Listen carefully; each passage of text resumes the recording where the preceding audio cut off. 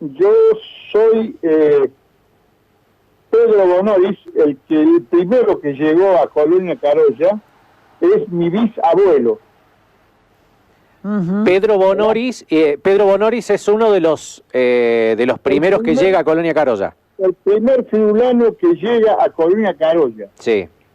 Y él manda, a través de la jerarquía de la iglesia, a pedir por su hermano José, atento a que no tenían sacerdote en la colonia en ese momento, y había dificultades de entendimiento, porque hablaban italiano, friulano, y no había respuesta en ese sentido, sobre todo, supongo yo, en el aspecto espiritual y religioso, ¿no? El cura que estaba en ese momento era de Río Ceballos, el que venía hasta la estancia de Carolla. Exacto, así que fue Pedro Bonoris, Pedro, que es tu bisabuelo, que llegó a Carolla, fue el que insistió para que su hermano José venga desde el Friuli a Colonia Carolla. Exactamente. Era el más chico de la familia. Contanos un poco de eso, de la familia que estaba allá, porque me parece que no era el único cura, ¿o no? ¿O sí? No, los padres de Pedro Bonoris, vale decir mi tatarabuelo, sí. Carlo Bonoris, se casó con Pinzón Madal y tuvieron 8 hijos. Y de esos 8 hijos, 3 sacerdotes. Mira vos. Guido Bata, Giacomo y Giuseppe. El Pietro Bonoris era un ciudadano, digamos, de Orgnano, en Friuli, y yo tengo un libro donde lo hice traducir porque quería conocer, a raíz de esto que surgió espontáneamente para mí, que lo quería profundizar, y por eso traté de comunicarme con ustedes, a raíz de que una mañana, sin buscar, me encontré con la entrevista que le hacías a Marta Canale, que fue hace varios años, ¿verdad? Sí. Creo que falleció esta señora. Así es. Bueno, y ahí entonces se me prendió la ilusión, no sé, y mi mujer me dice, es una señal, volviste a trabajar. Y bueno, aquí estoy, tratando de llevar, porque me pareció que la actitud de José Bonoris, del padre Bonoris, era realmente una actitud heroica, y por eso pensé, y estoy trabajando en eso, para pedir la intervención de la causa de los santos, para ver si su trayectoria en Colonia Carolla fue, como dice los requerimientos para ser santo, actitudes heroicas, ¿no? O sea, tu intención, Eduardo, es trabajar para ver si José Bonoris puede ser canonizado. Exactamente. Lo conozco a la historia, Ariel, por una tía mía, Albina Bonoris, hija de, nieta de Pedro Bonoris, e hija de Jacobo Bonoris, mi abuelo. Ajá. Esta mujer, esta tía mía, nació con el siglo pasado. Nació en el 1900 y murió en el 1900, el último mes del 1900. Va a decir, vivió 100 años. Y era la biblioteca de la familia, muy inteligente, que en una charla que tuvimos, porque nosotros, mi familia, éramos 4 varones, y el único que se interesó por la familia fui yo. Entonces mi tía me transmitió, un día tuvimos una charla muy linda, y me transmitió lo que su padre le contaba de Colonia Carolla y de cómo habían llegado de Italia, y cuál había sido la intervención del presbítero José Bonoris. Y ella me contó, por eso transmito lo que me contaron, no quiero salirme de eso que lo guardo con mucho, ¿cómo te puedo decir? Con mucha fidelidad. Decía entonces que Pedro Bonoris manda a buscar a su hermano para que viniera a la colonia. En eso, ya estaba, creo que hacía 2 o 3 años que estaba acá, se produce el cólera y según mi tía Albina, uno de los organizadores ante tremenda situación fue el presbítero Bonoris.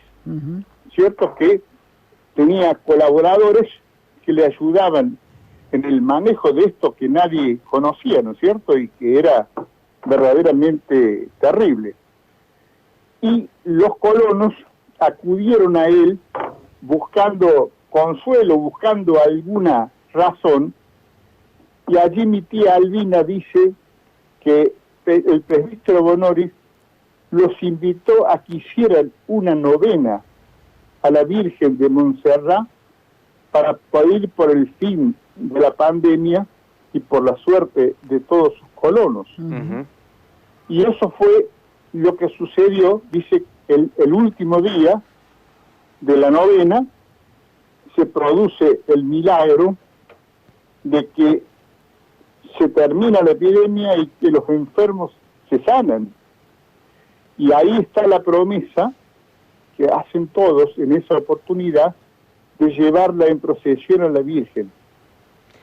Después me enteré que era el 2 de febrero, que con el día que se conmemora este hecho, ¿no es cierto? Claro, que no es el día de la Virgen del Montserrat, sino es el día de la Virgen de las Candelarias, de la Candelaria, pero es como que los colonos tomaron esa fecha para agradecerle a la Virgen del Montserrat cada 2 de febrero, ¿no?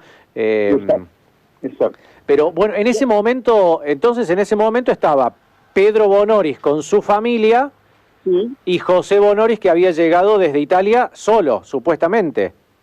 Solo. Algunos dicen, yo tengo en este libro, que lleva el título, te doy el título del libro, se llama Hortus Conclusus, ¿no? Donde está la historia, y dice que también parece que vino Giacomo Bonoris también vino junto con Giuseppe, pero y Giacomo también era sacerdote. Sí, sacerdote. Y el mayor también, Giovata. Pero Giovata supuestamente no vino. No vino. No cruzó el charco, digamos. Y hay monjas también. Hay monjas, creo que llegan a más de 10 las monjas, tanto por la vía Bonoris como por la vía Romanelli,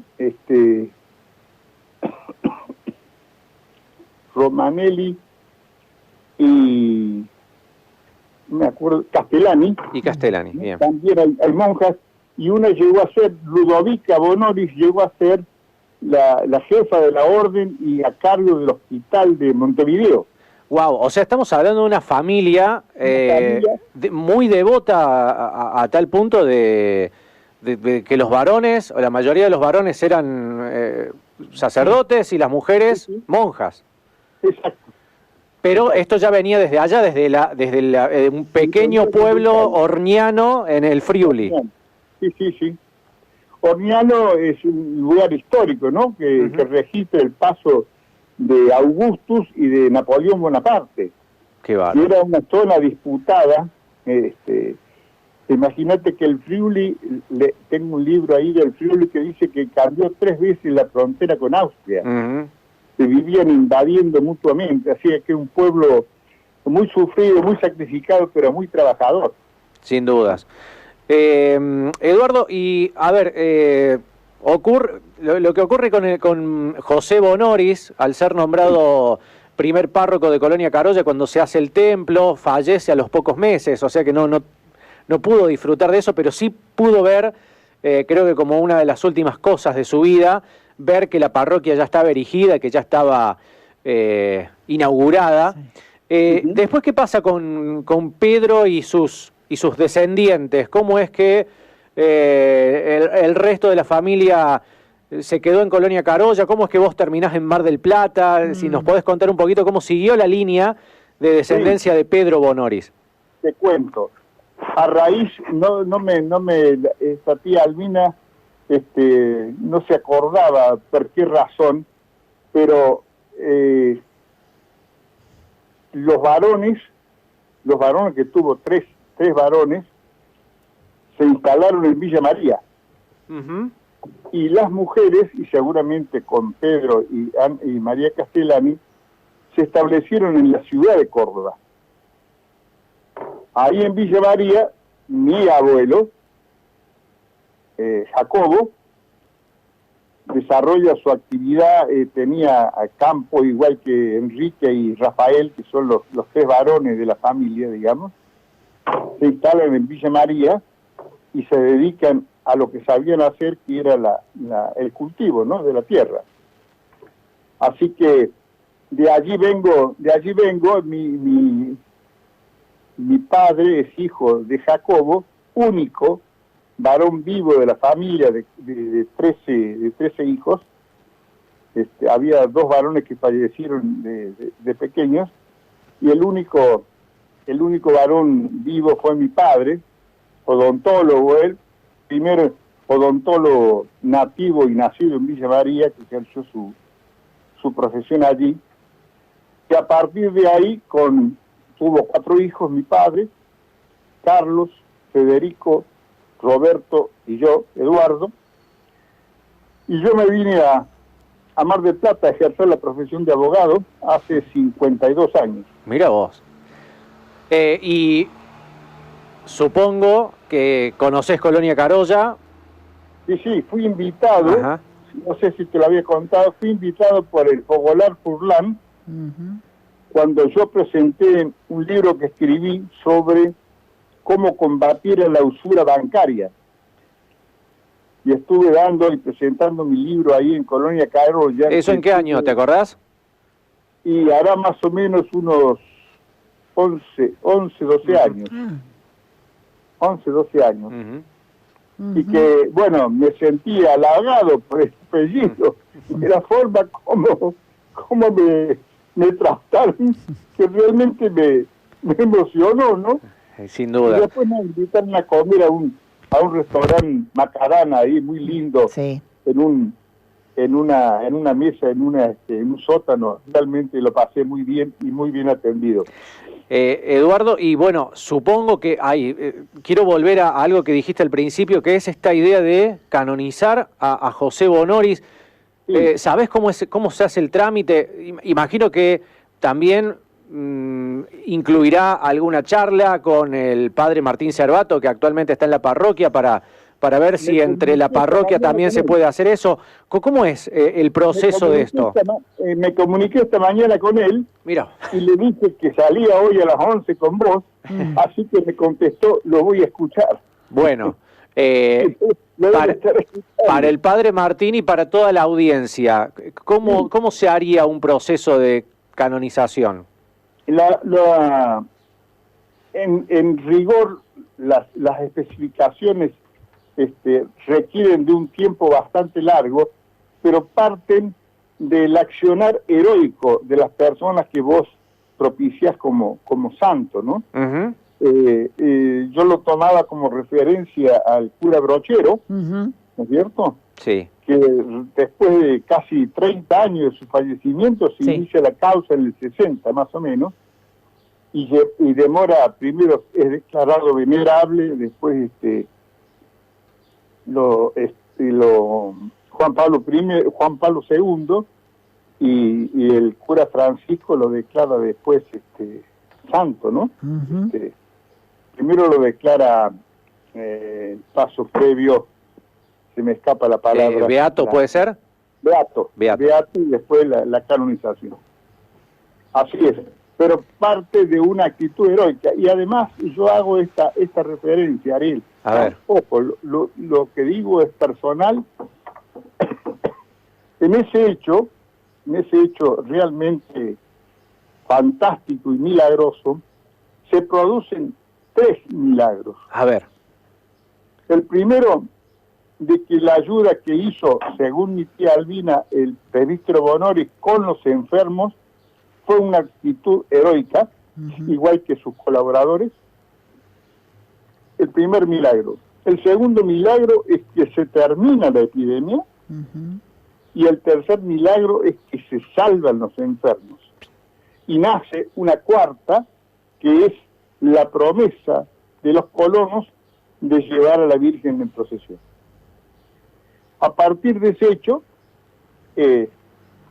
todo lo que sea en abundancia para abonar la conducta del presbítero José Bonoris, que parece que en la colonia la tiene y en gran medida, porque yo recuerdo que no pude ir cuando se inauguró el colegio. Fue mi primo Rubén Bonoris, que en ese momento era brigadier de la Fuerza Aérea, y yo no pude ir, no recuerdo por qué razón no me pude llegar a acompañarlos. Me contaba también de lo que había vivido en la colonia, y el respeto y el agradecimiento que tenían al presbítero José Bonoris, ¿no? A ver, por lo que estás planteando, Eduardo, no es algo rebuscado o no es algo que quizás sea puede ser un sueño tuyo particularmente, pero estás contando los elementos que permitirían al menos iniciar el proceso. Exactamente. Yo, no hay peor gestión que la que no se hace, ¿no? Claro. Y yo lo voy a intentar, no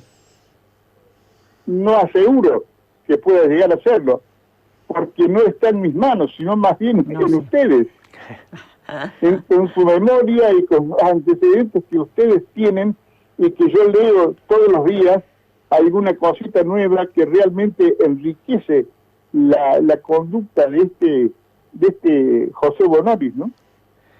¿Qué más te contaron de él? ¿Qué otro, además de, porque, bueno, acá los caroyenses tenemos esta historia que ya está por cumplir 136 años, que es el cólera, el milagro, la promesa, y todos los 2 de febrero sacar en procesión a la Virgen. Pero ¿qué otras cosas te contaron de José Bonoris, de alguna cosa que por ahí no conozcamos demasiado? Nos has ilustrado con una familia que, con los hermanos de José, que eran también sacerdotes.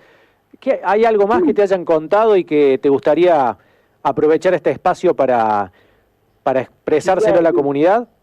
Lo que sí me gustaría para conocer a este Pedro Bonoris, que en todos los comentarios que yo he escuchado no aparece mi bisabuelo, y él fue el verdadero motor de la venida de José a la colonia, ¿no? Claro. Y bueno, voy a seguir buscando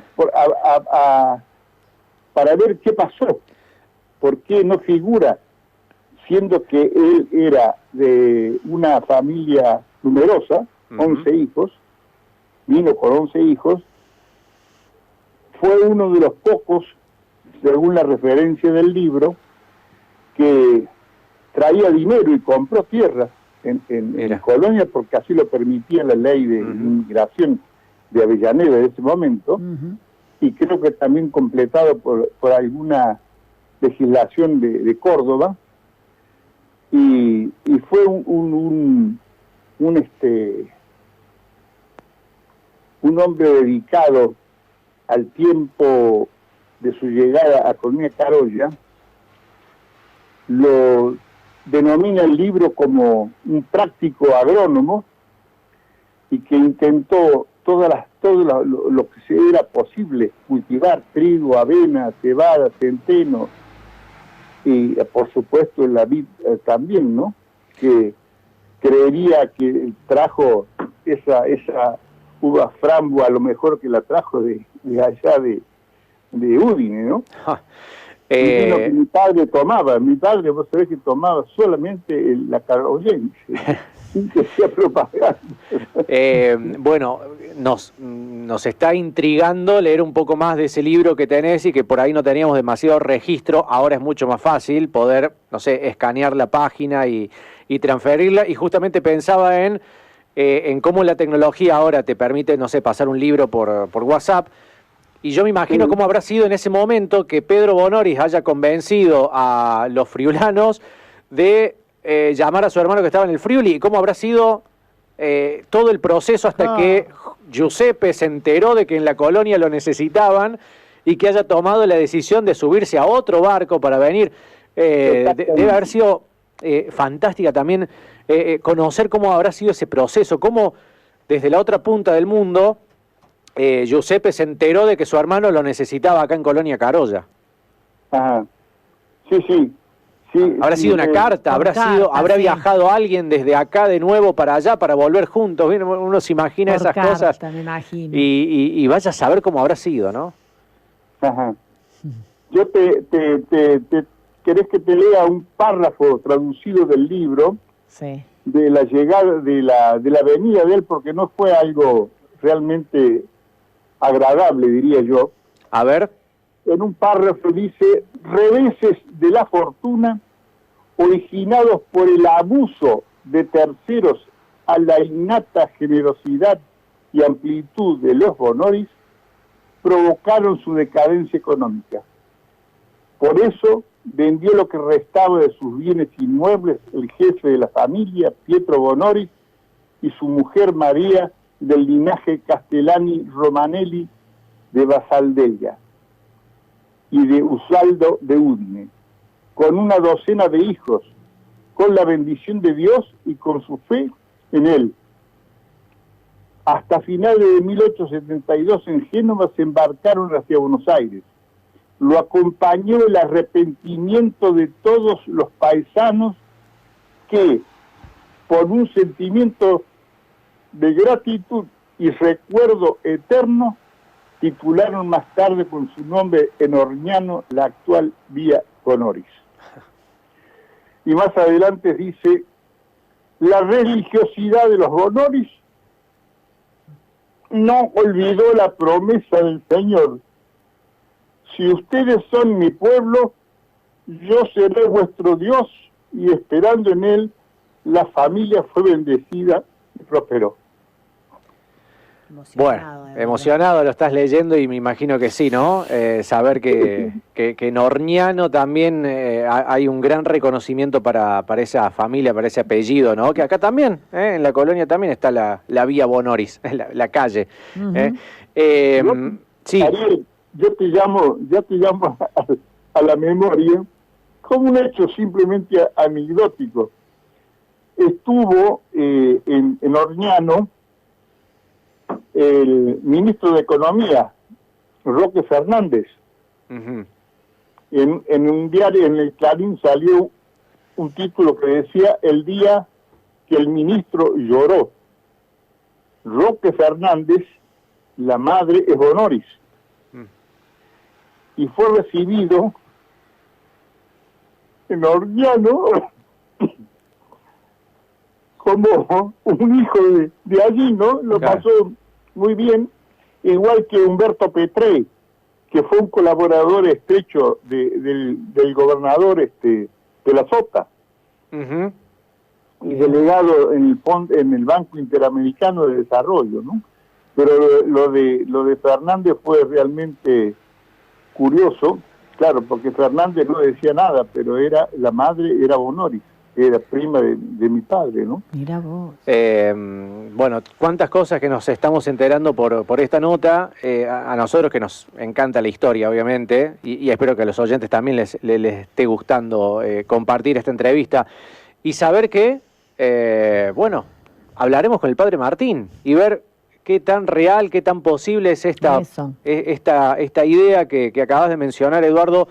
Desde aquí te queremos agradecer por el tiempo. Por favor, y bueno, y no sé, para mí que me llames.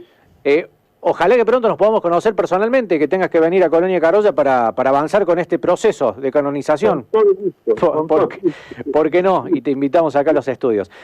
Un abrazo a la distancia, Eduardo, y bueno, lo voy a hacer, gracias. Escuchame, lo voy a hacer, pero con una promesa de tu parte. A ver. Ay. que me invite con esos salames tan ricos. Bueno, yo no soy productor de salame, pero te los vamos a conseguir igual, ¿eh? Así... No te preocupes, no te preocupes. Un abrazo, Eduardo, gracias. Un abrazo, muchas gracias, Daniel, y espero poder contar con ustedes y seguir indagando sobre esto para ver si es posible. Si no, Dios sabrá. Sí. No quiero aventurarme a nada, pero simplemente intentarlo. Ay, así es. genio.